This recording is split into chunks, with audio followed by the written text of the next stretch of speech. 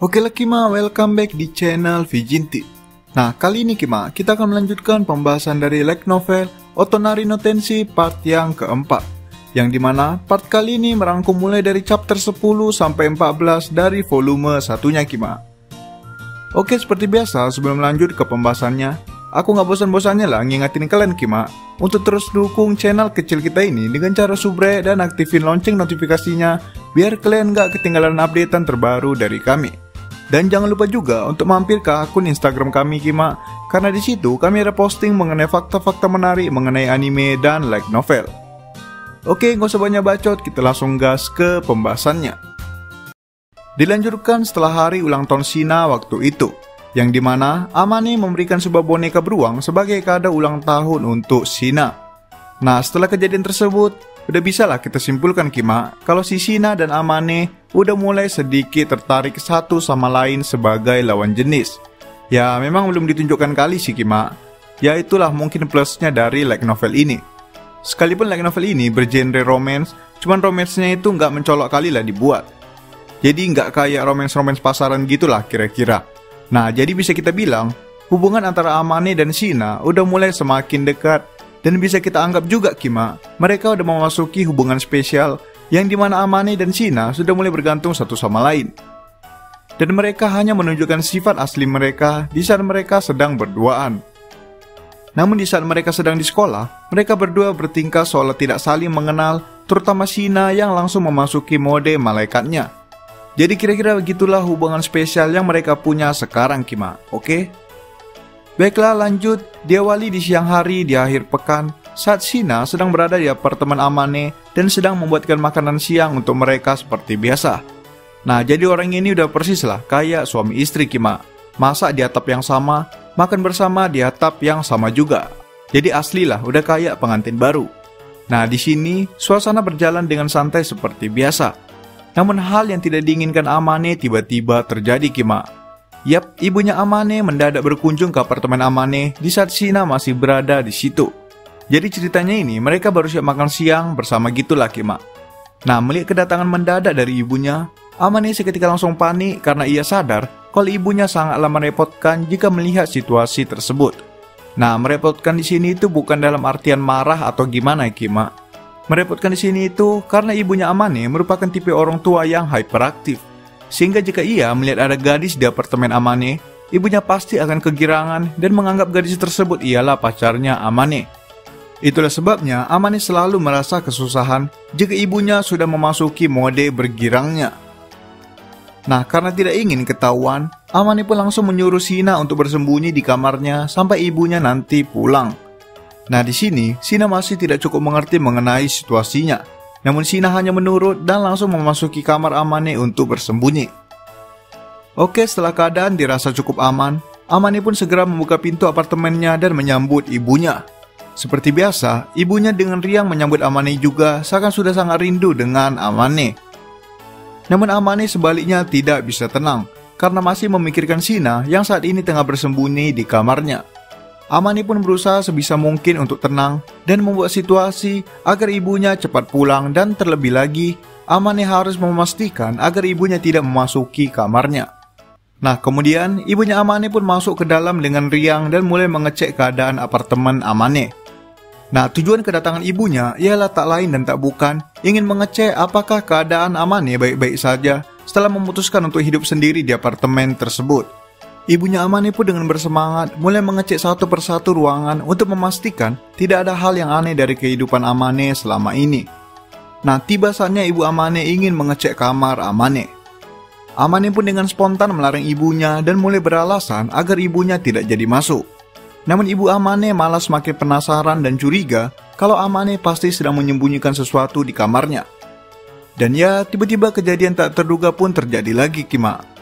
Dari dalam kamar Amane, terdengar suara benturan kecil yang menandakan ada sesuatu yang terjadi di dalam sana. Ibunya Amane pun dengan spontan langsung membuka kamarnya Amane dan mendapati Shina yang sedang tertidur pulas di sana. Ibu Amane pun spontan berteriak kegirangan karena melihat anaknya Amane sudah berani membawa seorang gadis ke kamarnya. Melihat situasi yang mulai tidak terkendali tersebut, Amane pun langsung membangunkan Shina dan langsung menjelaskan semuanya kepada ibu Amane. Namun sekuat apapun Amane menjelaskan kepada ibunya, ibunya tetap tidak percaya dan masih kesenangan karena menganggap kalau Amane dan Shina sudah berpacaran. Nah, mendengar itu, Shina juga berusaha meluruskan semuanya. Namun bicaranya selalu dipotong oleh ibu Amane sehingga Shina tidak bisa berbuat apa-apa. Ibunya Amane bahkan meminta nomor Shina agar mereka bisa berhubungan lewat telepon setiap saat. Nah, melihat itu, Amane seketika pasrah dengan tingkah ibunya dan memutuskan untuk meminta maaf kepada Shina nantinya. Nah, setelah kepergian ibunya, Amane langsung meminta maaf kepada Shina karena sudah merepotkannya. Namun Shina menggelengkan kepalanya seakan berkata kalau ia tidak terlalu masalah dengan hal itu. Malahan nih Kima, Shina berkata kalau ia senang melihat Amane bisa akur seperti itu dengan ibunya. Dan malah ibunya Amane terlihat sangat peduli dengan Amane. Nah, saat berkata demikian, wajah Shina tiba-tiba murung seakan ia sangat menginginkan hal itu. Di sini Amane pun sadar kalau Shina tidak akrab dengan orang tuanya. Dan mungkin itulah alasan mengapa Shina terlihat murung saat di ayunan taman waktu itu. Namun Amane belum berani untuk bertanya lebih kepada Shina karena takut akan semakin merepotkan Shina nantinya. Oke, kemudian dilanjutkan keesokan harinya, tepatnya di malam hari. Nah, sebelum itu, saat di sekolah tadi pagi, hasil pengumuman ujian sudah keluar. Dan seperti biasa, Shina mendapatkan peringkat pertama lagi. Amane sendiri mendapatkan peringkat pas-pasan. Setidaknya, ia tidak ada mengulang satupun. Nah, melihat Shina yang kembali mendapatkan peringkat 1, Amane pun seketika berpikiran untuk memberikan hadiah kepada Shina sebagai balasan atas kerja kerasnya. Mengingat Shina tidak akrab dengan kedua orang tuanya, Amane merasa kalau ia bisa mengurangi sedikit kesedihan Shina dengan memberikannya hadiah seperti ini. Oke, dilanjutkan malam harinya. Setelah mereka selesai makan malam bersama seperti biasa, Amane langsung mengeluarkan sebuah kue yang sudah ia beli dan memberikannya kepada Shina sebagai hadiah kerja kerasnya. Shina pun seketika terkejut dan tidak menyangka kalau akan diberikan hadiah hanya karena ia mendapat peringkat 1. Amane pun menjawab kalau kerja kerasnya Shina layak untuk diapresiasi dengan cara seperti ini. Shina pun seketika tersenyum malu dan dengan senang hati menerima kue dari Amane. Mereka berdua pun memakan kue tersebut sebagai makanan penutup malam itu.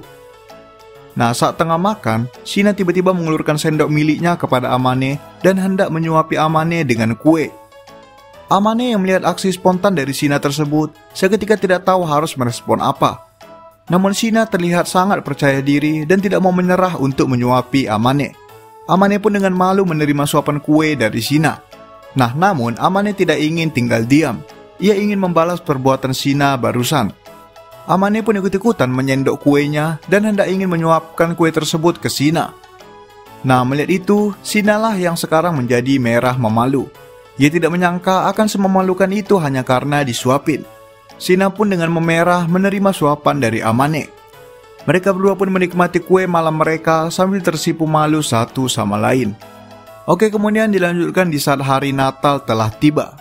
Nah, di sini Amane sedang berada di kelas dan hendak ingin pulang. Namun tiba-tiba sahabatnya Itsuki dan pacarnya yaitu Chitose mendatangi Amane dengan riang. Mereka berdua berkata kalau mereka ingin mengadakan pesta Natal di apartemen Amane. Nah, awalnya Amane ingin menolak karena ia tahu kalau tujuan Itsuki dan Chitose karena hanya ingin memiliki tempat untuk bermesraan.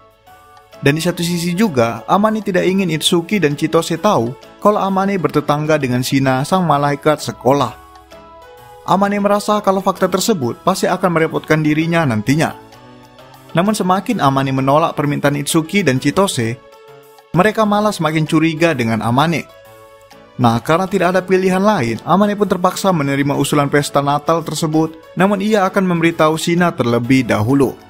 Karena Amane tidak ingin ketahuan untuk kedua kalinya kalau Shina sering bermain ke apartemen Amane selama ini. Momen ketahuan pertama tadi ya yang pas sama ibunya Amane tadi ya Kima.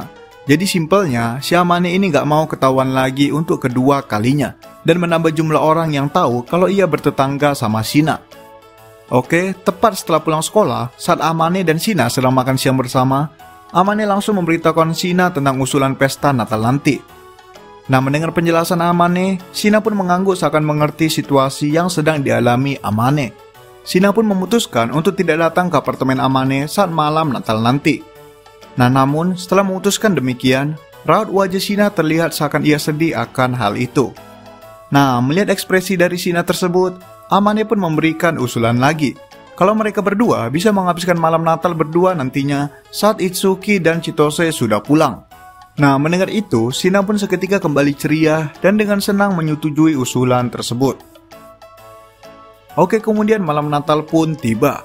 Itsuki dan Chitose sudah berada di apartemen Amane dan sedang menikmati makanan yang sudah mereka pesan.